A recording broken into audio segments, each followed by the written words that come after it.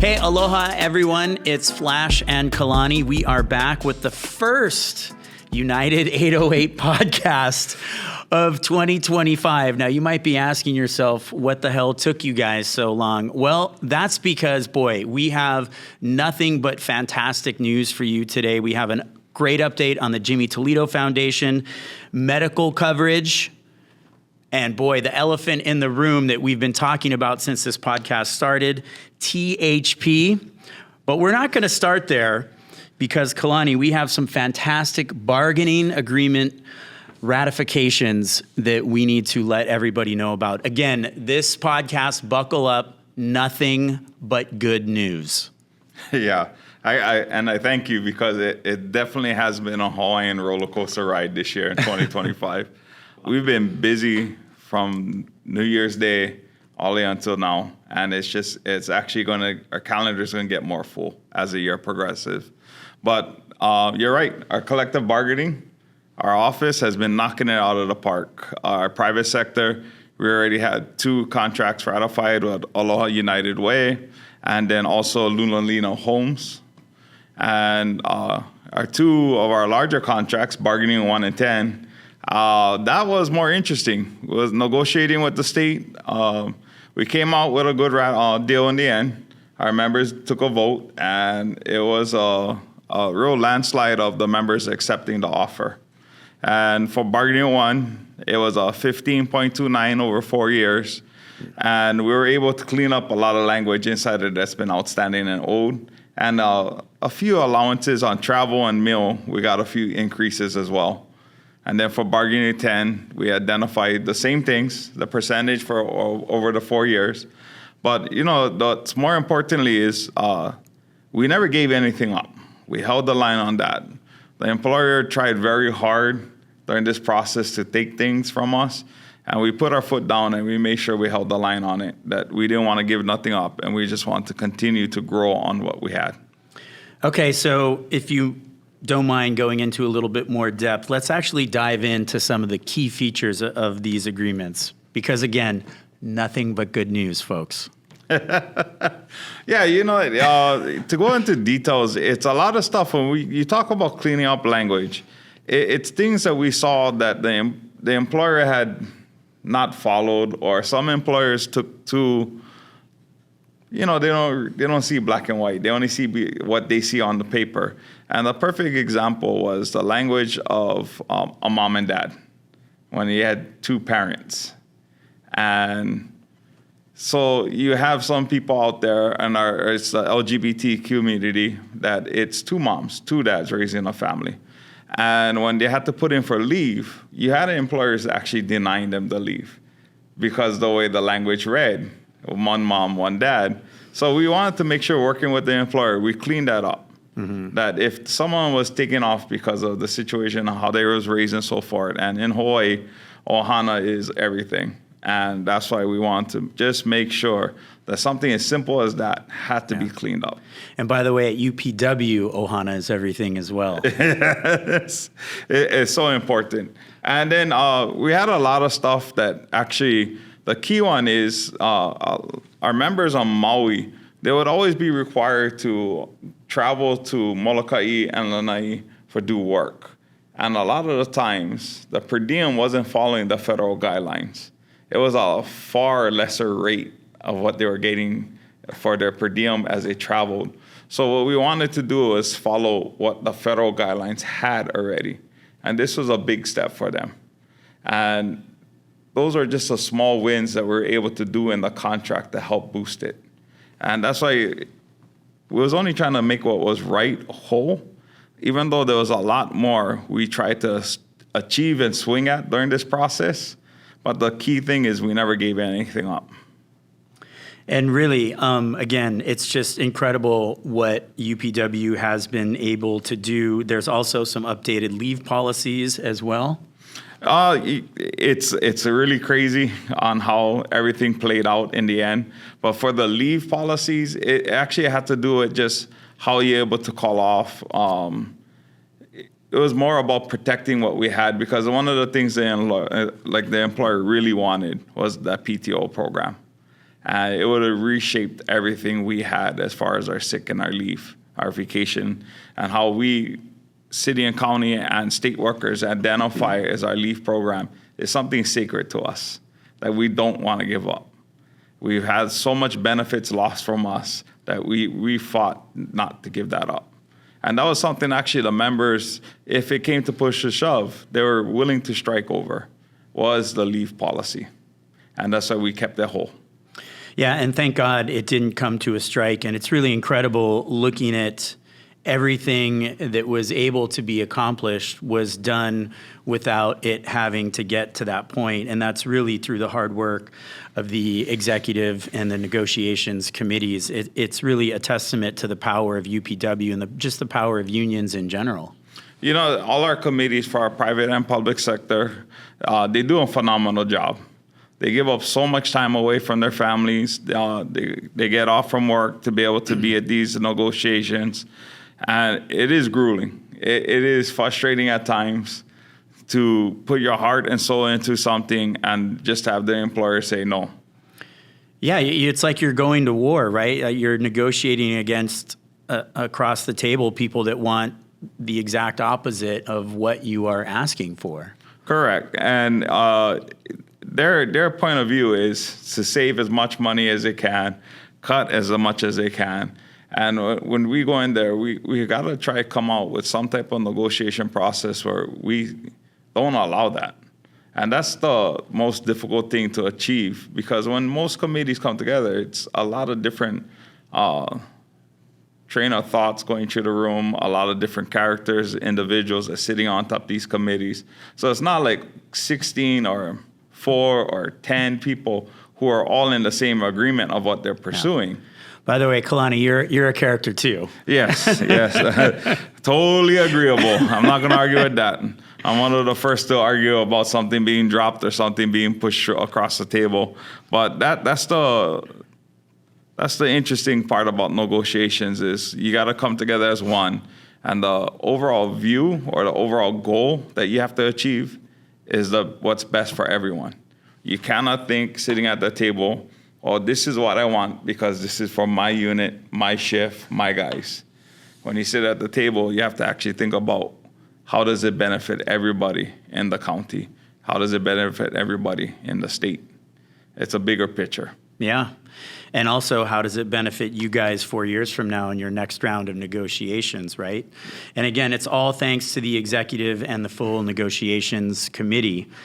Now, I want to talk about the alphabet. You got your M's, you got your O's, you got your U's, you got your MOAs. What's happening? What's going on with all this? You also got something called SUPs, SUPs. Historically in this union, whenever something outside of the collective bargaining is brought by the employer to us, you would have to have a consultation or a mutual consent going on. And MOA, mutual agreement of understanding. That's MOU of agreement. This is why we're talking about it. See, even Kalani gets it mixed up, which is why we're breaking it down for you today. Too many letters, and these are the ones missing from the Campbell soup. So, but historically, with our union, what had happened in the past was an MOA or MOU or a supplemental agreement would come to existence through negotiations with the union, and it would have a deadline. And normally it would only last during the master agreement's term. So if it was a 4-year contract, it would only last for 4 years.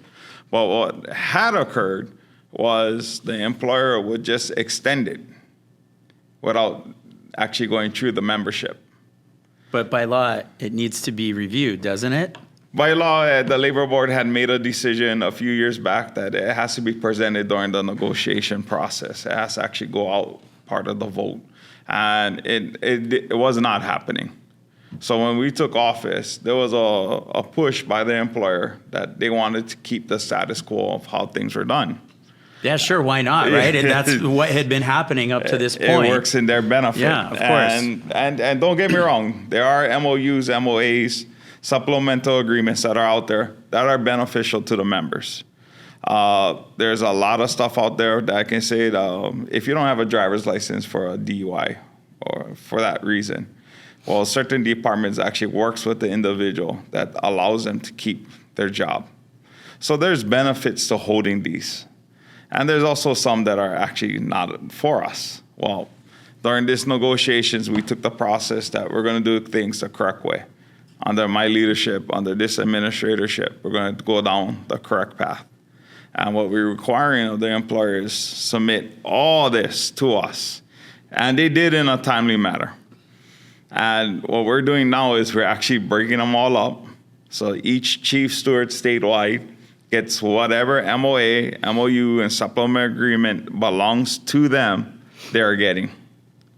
And then what's more importantly, and once they see their copies, we're going to work with those individuals and the employer to see which ones we're going to keep and which ones we're going to drop.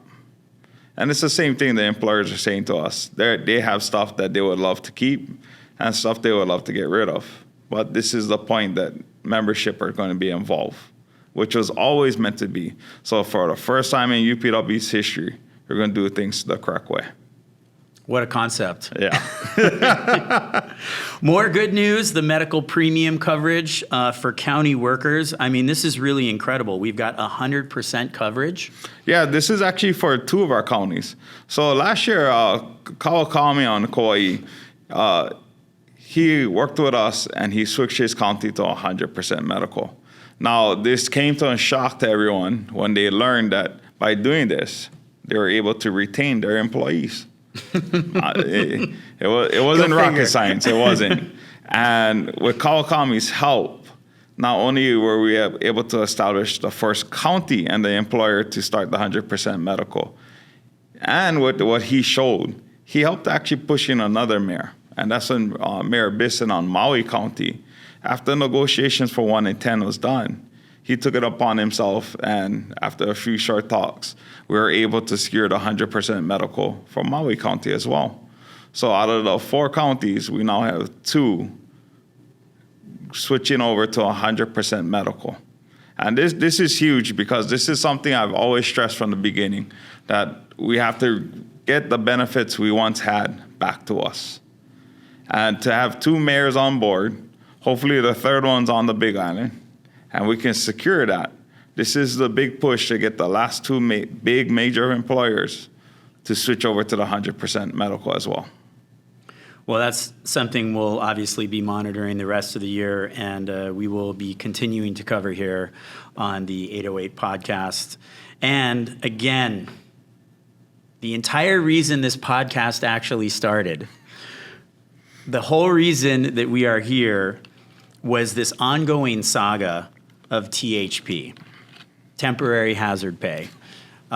We've talked about it ad nauseum on this show. And again, it's truly the reason that this podcast was started. And we finally are at a point where there's some resolution. We've always said that there was 9 we're trying to resolve. I want to say outside of the last one, which was the Department of Education, which actually settled its public school side, and we're still trying to resolve the charter schools. But out of those 9, we have some type of resolution, arbitration decision, or a settlement agreement that we might actually be at the finish line of hazard pay. So right now, out of these first 9, outside of what we still have to work out with charter schools, we're just actually waiting for payment. And as this fall approaches, when we see the last of the payments come true, we might actually finally be able to put temporary hazard pay to rest. Can you imagine? 5 years this has been going on. Believe it or not, COVID started 5 years ago. And here we are. We're getting close. The finish line is, at least we can finally see the finish line.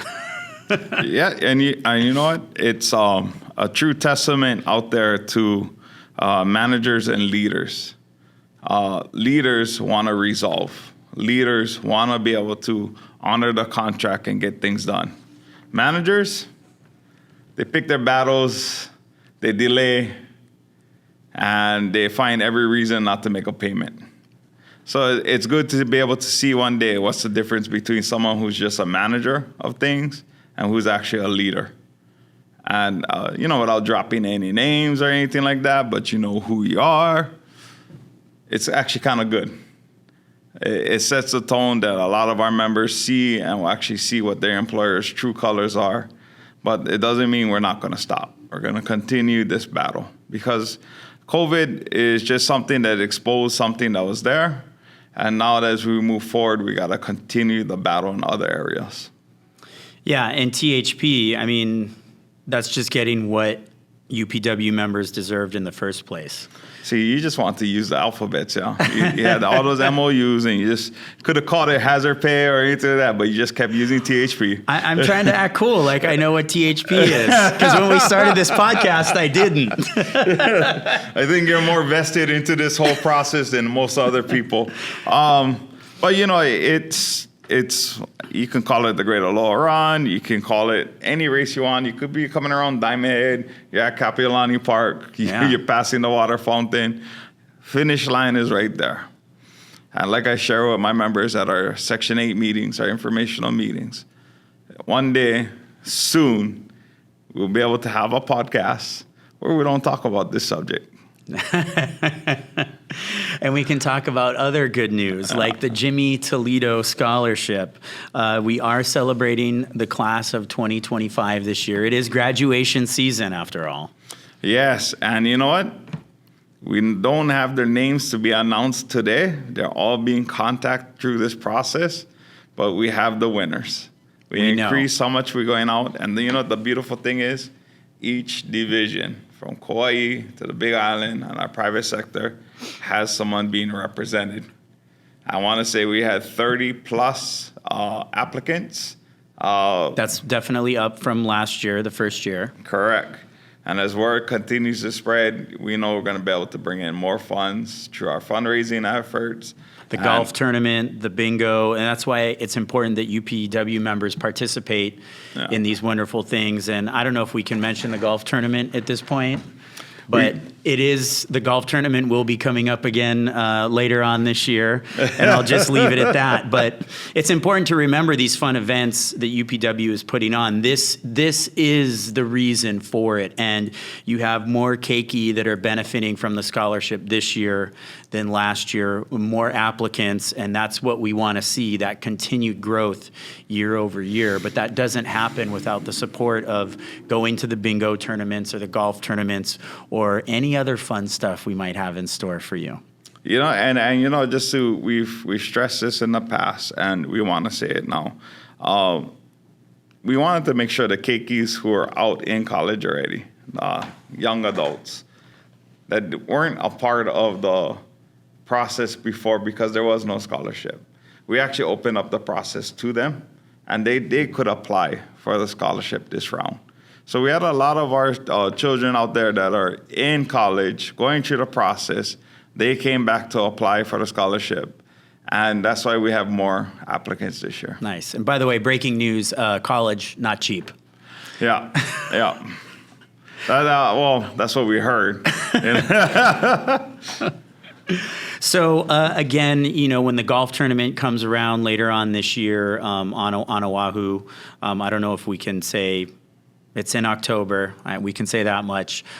Just keep a lookout for that, and just keep a lookout for other ways that you can support the Jimmy Toledo Scholarship through a wide variety of things that UPW is going to be going over in the next year or so.